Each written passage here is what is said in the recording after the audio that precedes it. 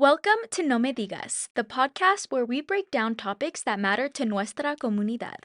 And remember, it's not chisme, it's fact. In this special edition episode, we will be celebrating the very exciting 10-year anniversary of Noticiero Móvil. Woo! We'll be your historical guides, seremos sus guías through this exciting journey back in time. No me digas.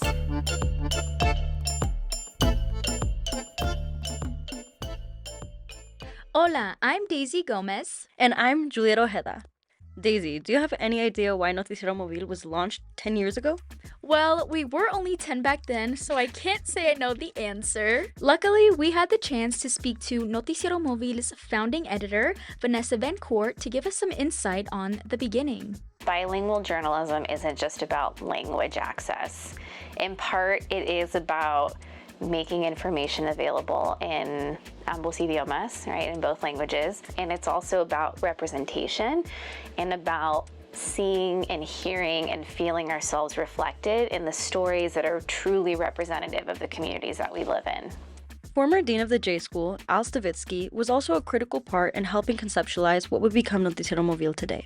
And the original concept was that we would create a pop-up newsroom along Wells Avenue, which is the heart of the Latino community in Reno. And so I turned to Vanessa while we were working on the grant, and I said, how would you say pop-up newsroom in Spanish?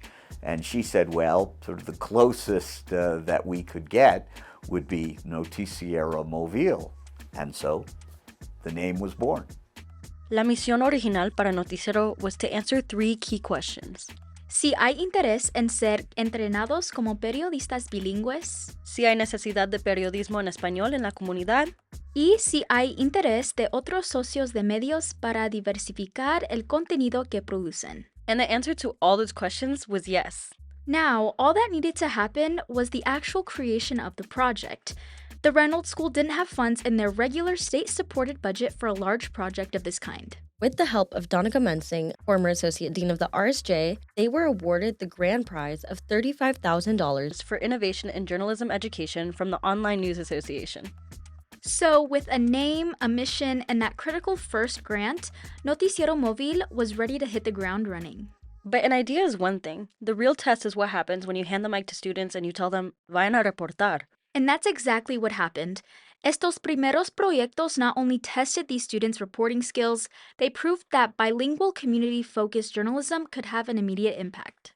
Let's see what alumni from the very first couple of years at Noticiero Móvil have to say about the impact their work had on the community. My first project, I was in a group with Stephanie Serrano, Jose Olivares, and Monica Gomez as well. And we did a piece about our local day labor community and kind of a day in the life, what it's like to be working as a day laborer in the Reno area, especially wanting to be able to tell the stories for Spanish speakers in our community and be able to share their perspective. Not only did we get an opportunity to tell the story of, how our community was celebrating Hispanic Heritage Month and uplifting their local businesses as well, but we got a chance as well to survey a lot of community at that time around what their expectation and what their need was when it came to news, when it came to stories in Northern Nevada, and how they wanted to hear them in Spanish specifically.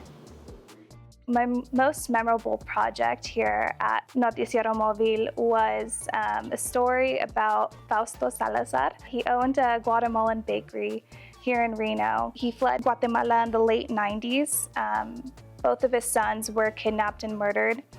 And when he came to Reno, he was obviously very depressed. So he was pretty well known in Guatemala and was doing really well for himself with his baking career. And when he came here, his daughter noticed how sad he was, and she was like, hey, Dad, you should start baking again. Eventually, he, got really good at it again and opened up his own business in Reno. The story that Karina is talking about is a short documentary film, Más que Pan. Con la ayuda de Carrie Barber, Karina and Noticiero Móvil, they were able to create a longer version that later won the Best Student Film at the Cordillera Film Festival and Best Documentary, Cinematography, and Screenwriting, and Audience Choice at the Reynolds School of Journalism Student Film Festival. And that was only the start of award-winning reporting to come out of Noticiero. Karina Rodriguéz went on to win a National Gracie Award for her work on a story about a local Washoe County teen who unfortunately took her own life. Her name was Carla Ballesteros, and when the Reno Gazette-Journal covered it, there was a stat that really took me by surprise, and it was that Washoe County has the highest rate of attempted suicides by Hispanic adolescents in the country. Huge thank you to the Gracie Awards for this honor. I truly couldn't have done it without the support of KUNR News Director Michelle Billman and former Noticiero Móvil editor Vanessa Vancour. Es tan increíble to see what Noticiero Móvil has helped students accomplish. Natalie Van Hoozer was actually awarded a grant from the International Center for Journalists for a project about Latina business owners in Northern Nevada in colaboración with KUNR. At the time, it really showed la innovación de Noticiero Móvil that Natalie was awarded second place for that grant and was the only student in the whole contest to do so. Wow. En Recontando la Historia del Noticiero Móvil, we can't go without discussing the struggles that go into creating a successful news platform. Something that the founders really had to think about was how they were going to reach los hispanohablantes del norte de Nevada. Stavitsky explained how the Latino audience seeks and consumes news in various different ways compared to traditional media, because there's not as much access to noticias en dos idiomas. So we've done some experiments with text-based, SMS related spreading of news. We've experimented with events journalism, doing events in the community, like a project that we did for the Reno Aces to bring more people from the Latino community to watch baseball. So we've expanded, as the school has, into new areas like health communication and sports. Aunque the faculty and students knew that growing an audience would be an obstacle, what they didn't anticipate was a worldwide pandemic, making that even harder. When COVID hit, I was able to lean on the people who had already done Noticiero Móvil, which is, again, alumni working professionally, and then on the rest of the community. And during that year and a half that we were not in the community, we would invite people onto Zoom. So the transition was difficult and challenging, but we're reporters. And as reporters, we have to be very versatile. We covered topics from the opening of K through 12 schools and what parents need to know to keep their kids safe, to questions about the 2020 voting process, to the rollout of COVID vaccines. The COVID vaccine Facebook Live was the one that had the highest amount of engagement from Spanish speakers in our community who were not previously engaging with KUNR Noticiero. For their efforts in 2020, Noticiero Móvil and KUNR won a 2021 National Murrow Award for Diversity, Equity, and Inclusion for their efforts in making sure Hispanohablantes were receiving pandemic information. The Noticiero Móvil course later went from being offered during both semesters to only being available in the spring semesters. It takes a lot of work to run a news program, but it's a lot harder when you have an inconsistent amount of team members for such a short amount of time. Each student also comes into the program with different proficiency levels in media, writing, and bilingual literacy. Because of this, Noticiero had to get creative on how to recruit more students and get the important work done. So it took a little while to get footing, but over time I was able to tap the Spanish department and utilize their Spanish 400 students who need community service hours. So I started using them to create new features. Our Ganando Juntos, Winning Together section is profiles of nonprofit organizations in the community. That was all started with Spanish 400 students and will still continue with Spanish 400 students. Noticiero sigue inspirando estudiantes and giving them a platform to grow their skill set. I think Noticiero Móvil definitely pushed me out of my comfort zone by just throwing myself out there, being myself with people, and just making people feel welcome, feel comfortable to have conversation in both languages, English and Spanish. I think that is the beauty of this place, is where you can exist as that person who has two different worlds all in you in once. Alumni Andrew Mendez explains how his experience at Noticiero Móvil influences his work today. He describes his story about dogueros, Latino hot dog vendors, and their financial struggles as one of his most important reporting pieces during his time with Silicon Valley Business Journal. I've never truly seen a story let alone in a business journal aspect, talk about the financial avenues and really the daily struggles these people face. So I ended up taking 2 weekends out of my lifetime to sit down with these people during one of the busiest times in San Jose, which was Christmas in the Park, and talk to them to understand how much investment goes into it and how much it takes for these individuals who are primarily Latinos and primarily Latinas more than anything, raising this money and becoming a breadwinner on the side of doing other jobs. But Andrew isn't the only alumni that Noticiero has encouraged to explore more personal bilingual stories. During COVID, Melanie Mendez reported on the rise of domestic violence within the Latino community due to the lockdown. I think that particular story was also one of the reasons why I got accepted into a job right after college. I worked full-time for a immigration law firm, and I dealt a lot with victims of domestic violence, and it didn't matter who it was from. I got to talk to one of their resource officers, I believe, and when I talked to her, I sat there, and it really opened up my eyes to like what was going on within the community, something people may not have seen, and being able to be the one back there and like typing it up, putting it out, and then putting it onto a website was like, okay, well, I hope people are getting informed. Next, we have Maria Palma, who applied to the RSJ's graduate program as an international student from Chile. I was like kind of nervous because I didn't know if there was going to be like a space for me to kind of like develop, journalism in both languages. And then I did like a quick search on Google, and I found out that Noticiero Móvil was part of the university.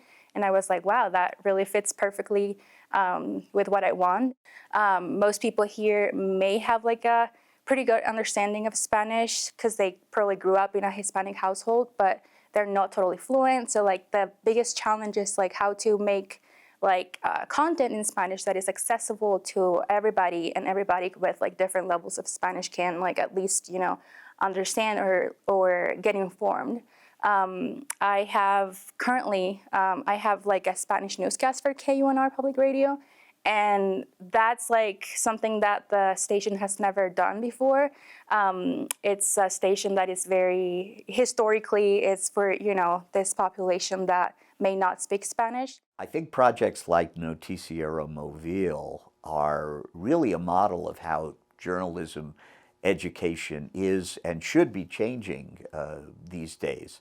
Not only is our role to train future journalists, but also how can we support the journalism industry and how can we support our communities by increasing the amount of journalism that is out there, particularly for underserved populations. It's important because in a community, there are various different types of people. And in this case, as Latinos, if you are not receiving news that is applicable to you, you may not make choices that benefit your family, benefit yourself, whether it's in healthcare or education or the labor market or recreation, leisure. And that keeps people outside of society when they aren't able to participate in society. We hope that in the near future, Noticiero Móvil can expand their content para ayudar a estas comunidades a recibir información sobre salud mental or preventing diseases. We want to create easily digestible content that is helping people make informed decisions about their own bodies. We're looking forward to working on those kinds of projects, but something to highlight that Noticiero launched this year is literally this podcast. Yes, No Me Digas has actually been in the works for a couple years now, so being able to produce and publish this podcast has been such a fun experience and is so important to the growth of this program. A big part of why No Me Digas has been a major stepping stone is because we are able to connect with a more diverse audience through coverage on pop culture, Latinidad, college preparation, and other topics that the younger generations can relate to. We're always trying to find new ways to, again, encourage students to become journalists and find exciting ways to bring them in, but also help them explore what journalism is beyond Reno. Speaking of journalism beyond Reno, Noticiero Móvil had the opportunity to take students internationally to do bilingual reporting. Just last year, a few students got to go to the Paris Olympics and got to interview anchors from Telemundo. Yeah, and this past March, we also traveled to La Selva Research Station in Costa Rica to do environmental reporting en inglés y en español. Students were immersed in a week-long experience in the middle of the rainforest, speaking with researchers and members of the community. Thanks to all the donors who support Noticiero and the RSJ, international trips like these wouldn't have been possible. Not only are these great learning opportunities for students to experience other cultures, it also inspires young journalists to progress with their careers. I hope it was very valuable to students, and I hope we can continue to do this, not just in Costa Rica, but in other countries around Latin America. I have a goal to go to Mexico. I want to go to Puerto Rico. I want to be able to expand Noticiero Móvil from Reno to other places around the world, especially in Latin America. Gracias por su atención and going through this journey back in time with us to celebrate this occasion. If you have a drink nearby, let's raise our glasses and have a toast to Noticiero Móvil's 10th birthday. Salud! Feliz cumpleaños, Noticiero Móvil! We hope to see Noticiero continue to evolve and be central to the future journalists here at the Reynolds School of Journalism. To end, we're going to hear some final thoughts from some of the people who have made Noticiero Móvil what it is today. Thank you for watching this special edition episode of No Me Digas. And remember, it's not chisme, it's fact.